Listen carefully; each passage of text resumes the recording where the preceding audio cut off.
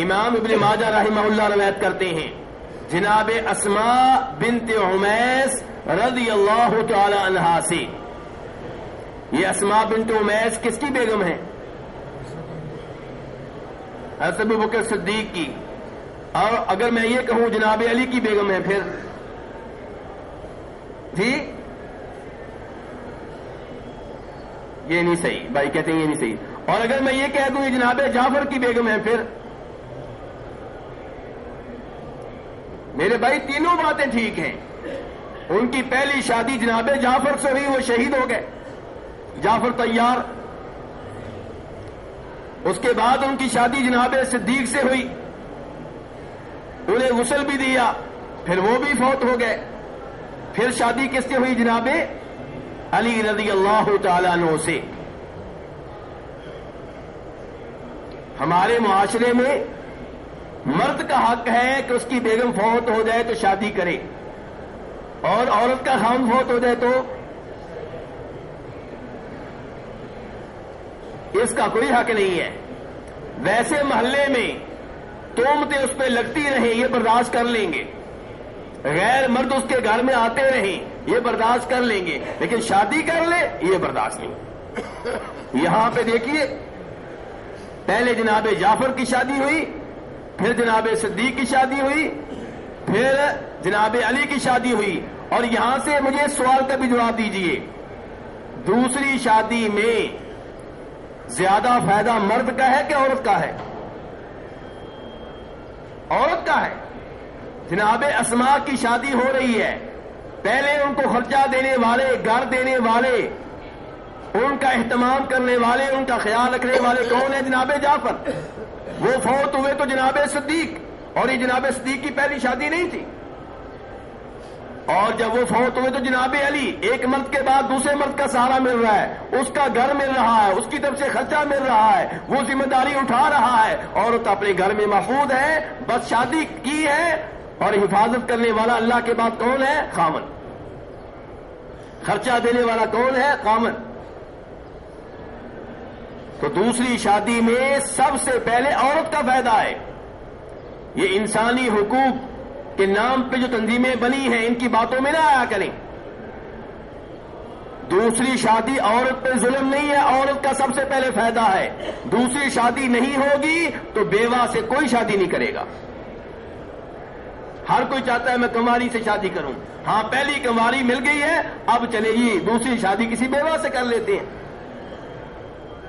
اگر دوسری شادی اسلام میں نہیں ہوگی تو طلاق یافتہ عورت سے کوئی شادی نہیں کرے گا. اگر اسلام میں دوسری شادی نہیں ہوگی تو لنگڑی عورت سے, نابینی عورت سے کوئی شادی نہیں کرے گا. دوسری شادی کی اسلام نے اجازت دی تو مرد ایک بیوی وہ رکھتے ہیں جو ان کی خواہشات کے مطابق ہو, اور دوسری طلاق یافتہ, بیوہ, معذور, کوئی بات نہیں. میرے بھائیو, آبادی زیادہ مردوں کی ہے کہ عورتوں کی ہے؟ عورتوں کی ہے. دوسری شادی کی اسلام اجازت نہیں دے گا تو یہ عورتیں جو 20% مردوں سے زیادہ ہیں کدھر جائیں گی؟ بتائیے ان کو خاوند کہاں سے ملے گا؟ دوسری شادی میں کس کا فائدہ ہوا؟ عورت کا فائدہ ہوا. لو جی یہ بچے لگتا ہے ابا جی کی شادی کروائیں گے وہ کہہ رہے ہیں عورت کا فائدہ. تو بہرحال میرے بھائی, اسلام نے جو دین دیا ہے اس پہ فخر کریں, اس پہ اعتماد کریں. اگر کوئی بات آپ کو سمجھ نہیں آ رہی تو میری اور آپ کی عقل کی کمی ہے, اللہ کے دین میں کوئی کمی نہیں ہے. ان لوگوں سے متاثر نہ ہوا کریں.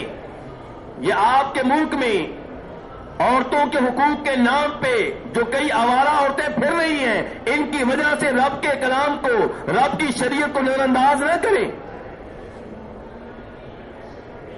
اللہ کا دین کامل اور مکمل ہے. اللہ بہتر جانتے ہیں کہ عورت کے کیا حقوق ہیں, مردوں کے کیا حقوق ہیں.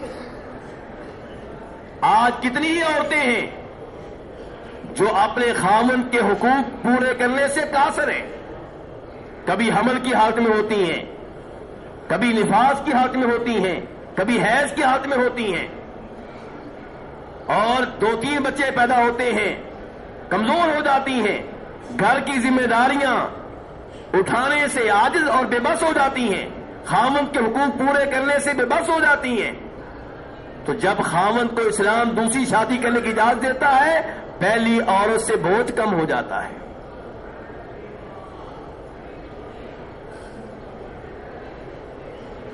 دوسری شادی عورت کو طلاق سے بچاتی ہے۔